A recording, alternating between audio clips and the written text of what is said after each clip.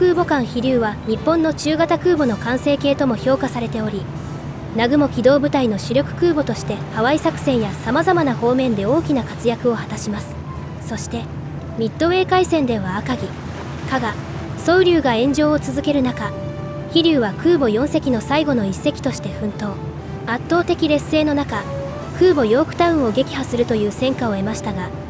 敵空母の反撃により大破し、雷撃処分されるに至りました。飛龍は物語性のある艦歴と勇猛な提督である山口多門少将とともに、今日でも多くの戦機を残す空母となっています。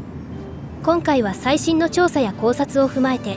飛龍の復元を行いましたので、残されたわずかな写真とともに、当時の姿に迫ってまいります。さて、今までの海底調査により赤城や加賀の当時の姿の交渉が進んでいく中、残念ながら飛龍は発見には至っておらず、また飛龍は戦争直前や戦時中の写真も少ないため、当時の正確な全容をつかむのは意外にも難しい艦でもあります。戦時中の飛龍を伝える写真としては、被弾による飛行甲板が大きくめくれ上がっている写真が広く知られています。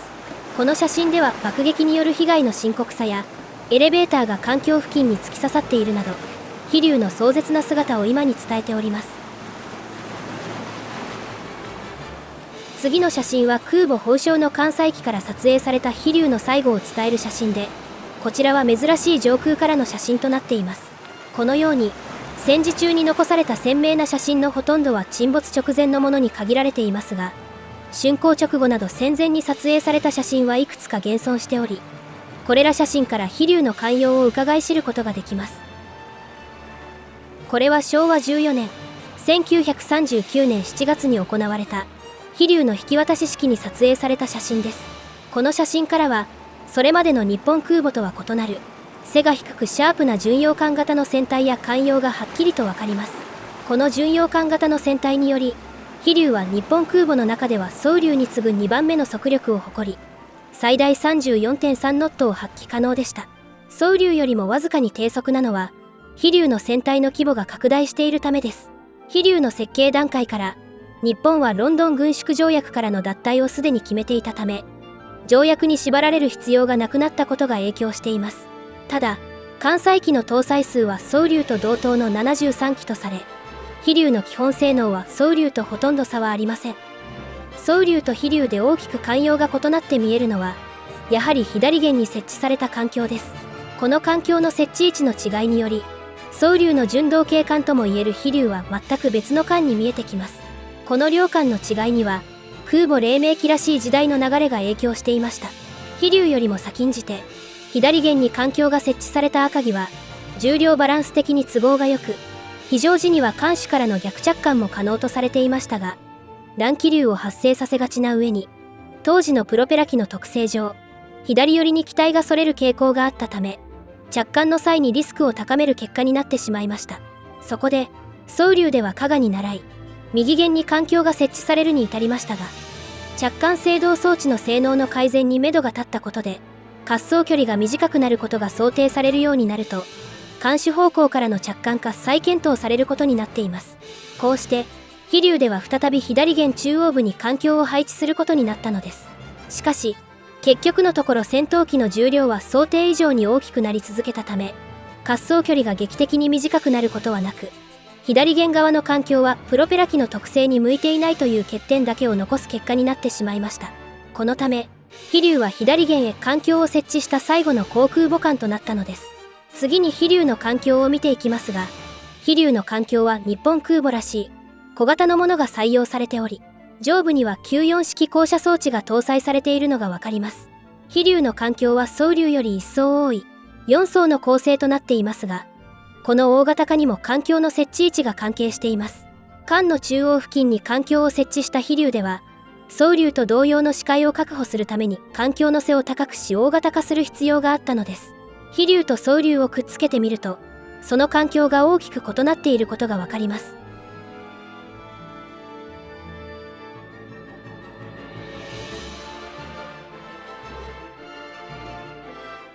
また、新たに艦橋全部に見張り所が設けられており、この見張り所には窓の下部にある滑り戸から出られる仕組みになっており、この構造は後の昇格型でも採用されています。軍艦メカニズム図鑑によると、97式山川等1型と呼ばれる味方を識別するための新式の設備などの搭載が明らかになっています。次は就役前の試験公開中の飛龍の写真ですが、この写真でも側面に膨らみがいくつもあるのがわかります。これは吸気トランクというもので、ボイラーに空気を供給したり機関室の排気などを行う役割を果たしました。飛龍には吸気トランクが船体の外側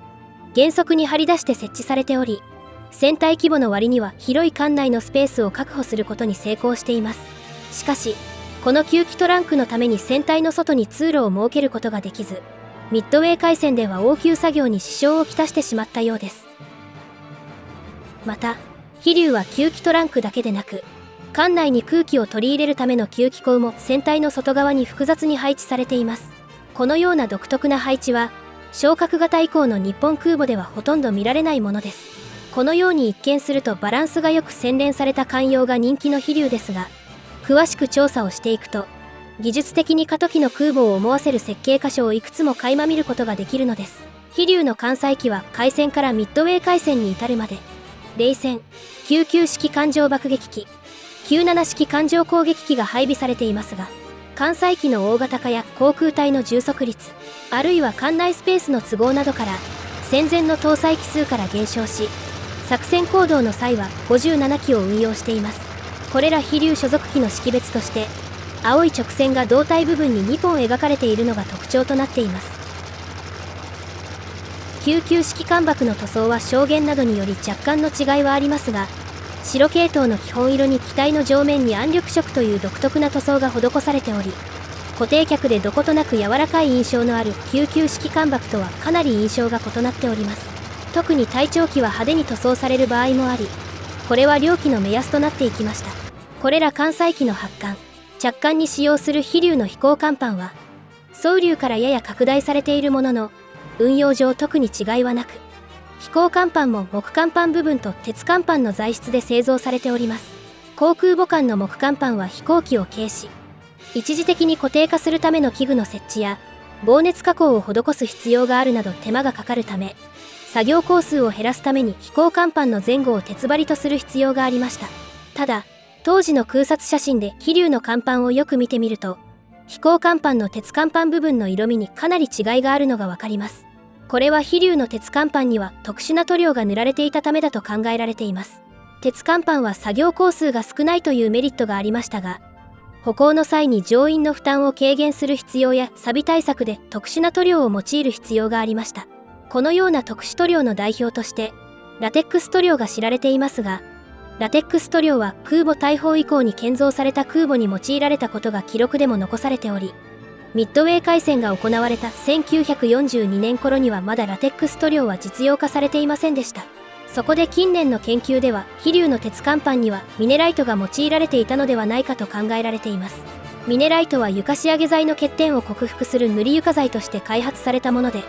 耐熱性もある塗料でした。このミネライトを用いた特殊塗料が飛龍の全部鉄甲板、また後部エレベーターの後ろ側にも散布されたと考えられています。飛龍の鉄甲板には明度の差がありますが、これは2種類のミネライト塗料が使用されたと推定されます。しかしミネライト塗料は耐久性が低く、ゴムのように収縮性があるラテックスに比べると使い勝手が劣るため、後の雲龍型ではラテックス塗料が甲板全体に使われることになりました。この写真では飛龍の飛行甲板に日の丸が描かれていることが確認できますが、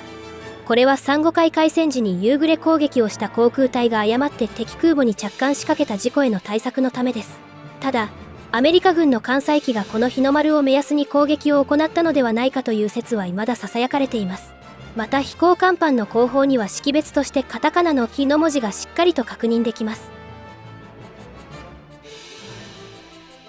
先ほど紹介した大破した飛龍の写真をよく見ると、飛龍の飛行甲板の先端部にある風見標識が右舷側にずれているようにも見え、飛行甲板をやや異なる印象へと変えています。以上が最新の交渉を踏まえた飛龍の姿です。飛龍は傑作と名高い空母双龍の改修型ともいえる艦で、金星の取れた姿から人気の高い空母である反面、左舷に設置された艦橋や双龍型から改良された舵の性能は思わしくなく、旋回半径が大きくなりがちで、航続距離もわずかに短くなってしまったことで、双竜にはない新たな弱点がいくつか存在しています。飛竜は確かに昭和14年当時は十分の能力を持つ1000級の航空母艦でしたが、あくまでも条約型空母だった双竜の回収型であり、特に航空機用の燃料搭載量が少なく、増設も難しいと判断されてしまったことは、飛竜の性能の限界を示しているものと言えるでしょう。また、空母としては小さな船体は防御面でも不足があり、これら性能の改善には小格型空母の登場を待つ必要がありました。しかし、比較的小さな中型空母の飛竜は、自らよりも大きい敵空母3隻に対して対等に戦い、対空母用の空母という双竜系列の空母の運用思想を遺憾なく発揮したのです。最後までご視聴いただきまして誠にありがとうございました。飛竜につきましては今後もね、たくさん動画を作っていこうというふうに思っております。それでは皆様、次の動画でお会いいたしましょう。さよなら、バイバーイ。